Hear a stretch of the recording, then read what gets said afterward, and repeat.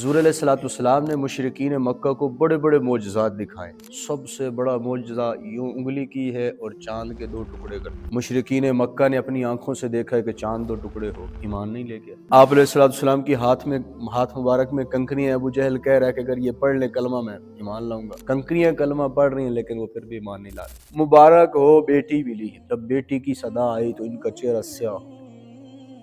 جو قوم ناپ تول میں کمی کرتی ہے، ان کی جو پیسہ آنے والا ہے ان کے پیسے میں کوئی نفع نہیں ہے، بلکہ وہ بیماریوں پر اور جو جتنی بھی خرافات رسومات ہیں ان پر ہی لگے گا۔ آج ہر بندہ کوشش کرے کہ یہ 10 باتیں ان پر میں نے عمل کرنا ہے، جان جاتی ہے چلی جائے۔ یہ 10 باتیں اللہ کا حکم ہے، سورۃ اعراف آیت نمبر 151 سے لے کے 153 تک۔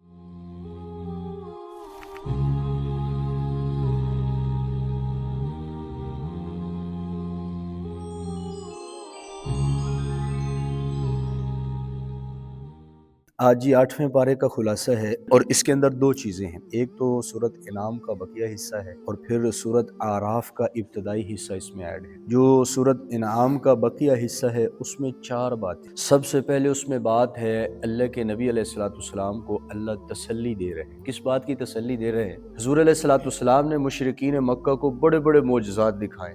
سب سے بڑا معجزہ یوں انگلی کی ہے اور چاند کے 2 ٹکڑے کر دیے۔ مشرکین مکہ نے اپنی آنکھوں سے دیکھا ہے کہ چاند 2 ٹکڑے ہو، ایمان نہیں لے گیا۔ آپ علیہ الصلوۃ والسلام کی ہاتھ مبارک میں کنکریاں، ابو جہل کہہ رہا ہے کہ اگر یہ پڑھ لے کلمہ میں ایمان لاؤں گا۔ کنکریاں کلمہ پڑھ رہی ہیں لیکن وہ پھر بھی ایمان نہیں لا رہے۔ حضور علیہ الصلوۃ والسلام نے ایک دفعہ سارے جو ہے نا کفار، بڑے بڑے کفار تھے قریش کے سردار، ان کو جمع کیا ہوا تھا، بیت اللہ کے اندر بیٹھے ہوئے تھے۔ تو حضور کو پھر بلایا کہ آپ بھی تشریف لائیں۔ حضور علیہ الصلوۃ والسلام اس شوق، اس خوشی میں گئے کہ ہو سکتا ہے کلمہ پڑھ کے مسلمان ہو۔ اللہ کے نبی نے ان کو دعوت دی۔ بڑی لمبا واقعہ ہے، کسی نے کچھ کہا، کسی نے کچھ کہا، کسی نے کچھ کہا۔ تو جو ایک حضور کا رشتہ دار تھا وہ حضور علیہ الصلوۃ والسلام کو یہاں تک کہنے لگا کہ اے محمد، تم سیڑھی لگا کر چڑھ جاؤ آسمان پر، یا آسمان سے سیڑھی اترے زمین پر اور وہاں سے 2 فرشتے اتر آئے اور آ کر آپ کے حق میں گواہی دے کہ یہ محمد سچا ہے، اس کی بات مان لو، میں تب بھی آپ کی بات پر یقین نہیں کروں۔ یہاں تک وہ ملعون تھے۔ ایک دفعہ آپ علیہ الصلوۃ والسلام سفر میں جا رہے ہیں اور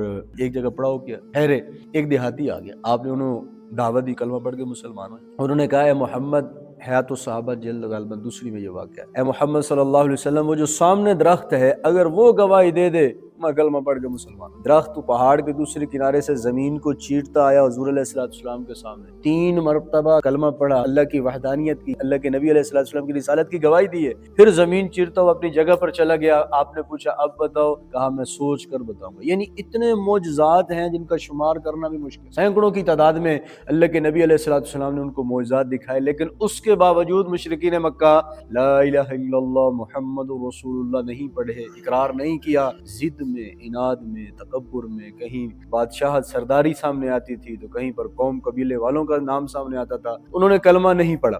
تو اللہ اپنے حبیب کو تسلیاں دے رہے ہیں، آپ نے اتنے معجزات دکھا دیے، اس کے باوجود بھی یہ ایمان نہیں لا کر، آپ پریشان نہ ہوں۔ اللہ کے نبی علیہ الصلوۃ والسلام فَلَعَلَّكَ بَاخِعٌ نَفْسَكَ أَلَّا يَكُونُوا مُؤْمِنِينَ۔ اب دیکھو میرے ہاتھ ہے، میں نے یہ گلے میں لایا، اب اپنے آپ کو میں گھونٹ رہا ہوں۔ تو حضور علیہ الصلوۃ والسلام کو اللہ تسلی دے رہے ہیں، اتنا غم نہ کریں کہ یہ لوگ ایمان نہیں لا رہے، اپنی جان کو ہی آپ ختم کر لیں، خود کو ہی آپ جو ہے آخرت کے سفر پر روانہ کر دیں گے۔ تو پہلے پارے جو سورۃ انعام کا بقیہ حصہ ہے اس میں رسول اللہ صلی اللہ علیہ وسلم کو اللہ پاک تسلی دے رہے۔ دوسری چیز اس میں مشرکین کی 4 حماقتیں ہیں، 4 بے وقوفیاں ان کی کہہ لیں۔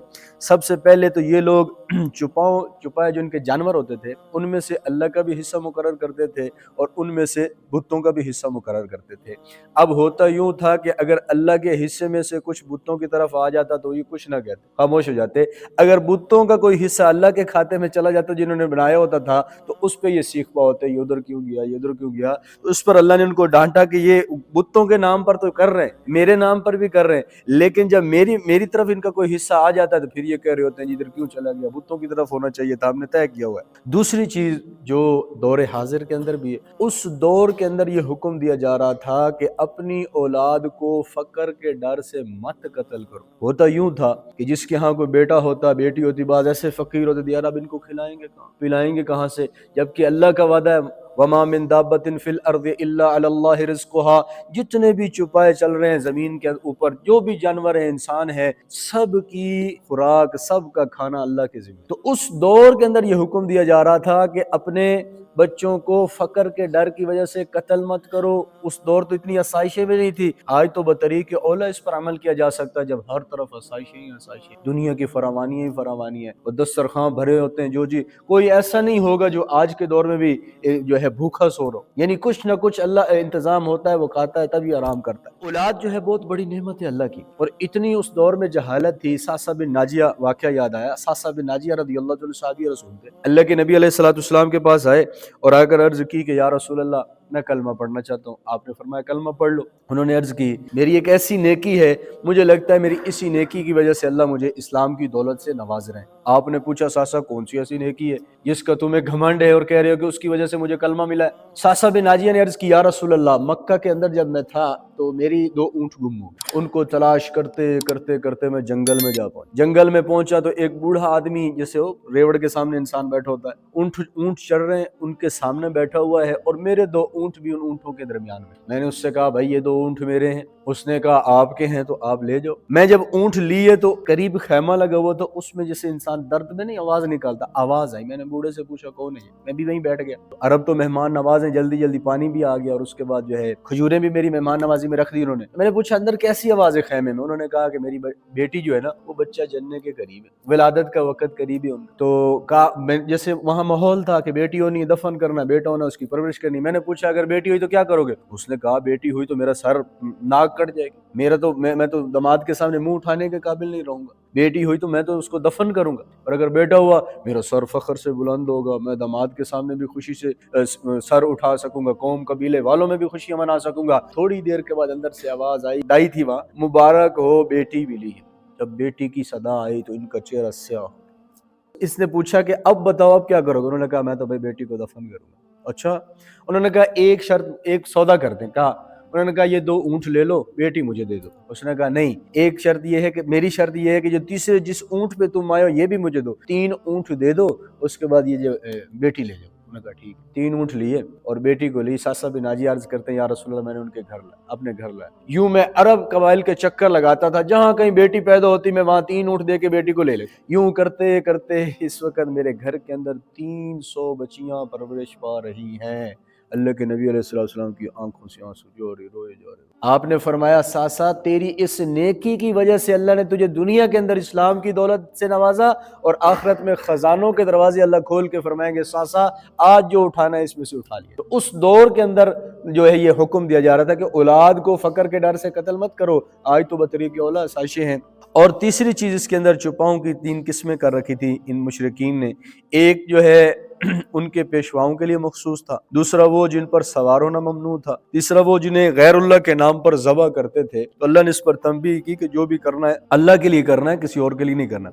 اور چوتھی چیز جو سورۃ انعام کے اندر ہے وہ آخری چیز، وہ یہ ہے کہ چپائے کے بچوں کو عورتوں پر حرام سمجھتے تھے، نہ عورتیں سواری کر سکتی ہیں نہ عورتیں کھا سکتی ہیں جو چپائے کے بچے ہوتے تھے، یعنی اونٹنی کا بچہ ہوگی جو بھی، اور اگر وہ بچہ مردہ ہوتا تو عورت اور مرد دونوں کے لیے حلال سمجھتے تھے۔ مر گیا مردار ہو گیا اب دونوں کے لیے حلال ہے، کھاؤ پیو اس کو، تکے بناؤ بوٹیاں بناؤ، ٹھیک ہو گیا۔ اور دوسرا حصہ جو سورۃ اعراف کا ہے ابتدائی حصہ، اس میں 10 وصیتیں ہیں۔ آج ہر بندہ کوشش کرے کہ یہ 10 باتیں ان پر میں نے عمل کرنا ہے، جان جاتی ہے چلی جائے، یہ 10 باتیں اللہ کا حکم ہے۔ سورۃ اعراف آیت نمبر 151 سے لے کے 153 تک 10 باتیں جو ہے 10 احکام اللہ نے لوگوں کے لیے، ہم سب کے لیے ہیں، اگر ہم عمل کر لیں گے دنیا آخرت میں کامیابی ہے۔ ان میں سب سے پہلی بات جو اللہ فرماتے ہیں، اللہ کے ساتھ کسی کو شریک نہ کیا جائے، جان جاتی ہے چلا جائے، مال جاتا ہے چلا جائے، عزت لٹتی ہے لٹ جائے، اللہ کی ذات کے ساتھ کسی کو شریک نہیں کرنا، نہ ذات کے اندر نہ صفات کے اندر۔ صفات جیسے کھانا پینا سننا، یہ سارے اللہ کی صفات ہیں، جیسے اللہ دیکھ رہا ہے ویسا کوئی نہیں دیکھ رہا، جیسے اللہ سن رہا ہے ویسا کوئی نہیں سن رہا۔ اور اسی طرح اللہ کی ذات، جیسے ہندو بت بنا کر اللہ کی ذات میں شریک ٹھہرا رہے ہوتے ہیں، نہ ذات میں ہے کوئی اس کا شریک نہ صفات میں۔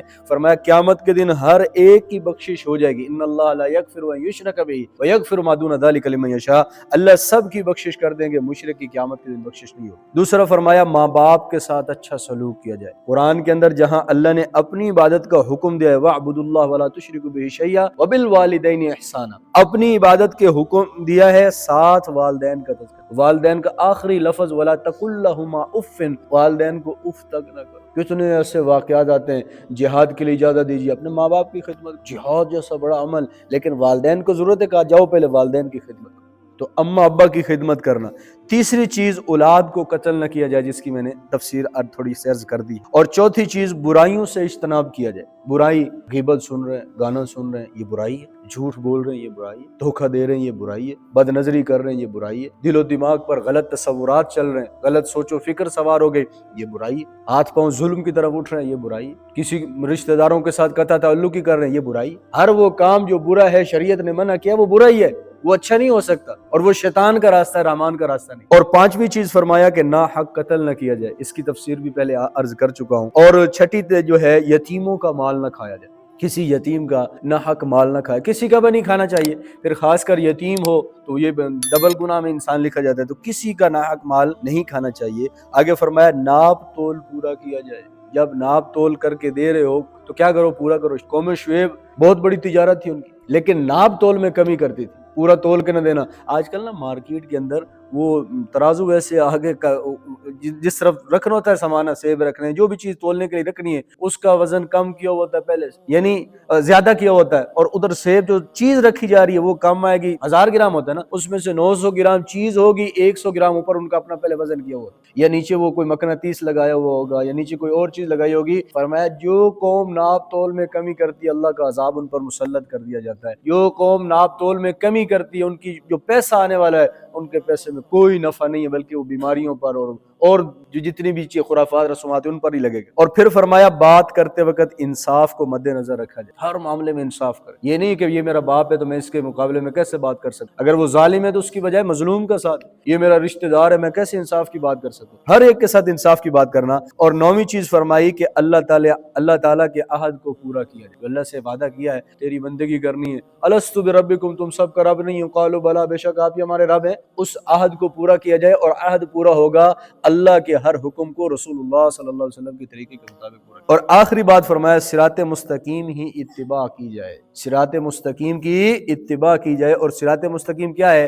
اہدنا الصراط المستقیم، اے اللہ آپ ہمیں سیدھے راستے پر چلائیے۔ اور سیدھا راستہ کون سا ہے؟ صراط الذین انعمت علیہم، وہ سیدھا راستہ جس پر آپ نے انعام کیا ہے۔ اور اللہ کا انعام میں نے کئی بار پہلے بھی عرض کی، 4 طبقات ہیں۔ نمبر 1 انبیاء ہیں، ہم الحمدللہ انبیاء کو مانتے ہیں، مرزا عیسی سے نکل کے وہ نبیوں کو نہیں مانتے۔ دوسرا فرمایا صدیقین ہیں، تیسرا فرمایا شہداء ہیں، اور چوتھا فرمایا صالحین اولیاء ہیں۔ جو اولیاء ولیوں کو نہیں مانتے وہ بھی اس سے نکل گئے۔ الحمدللہ ہم چاروں چیزوں کو مانتے ہیں۔ اللہ رب العزت ہمیں قرآن کو سیکھ کر عمل کی توفیق عطا فرمائے۔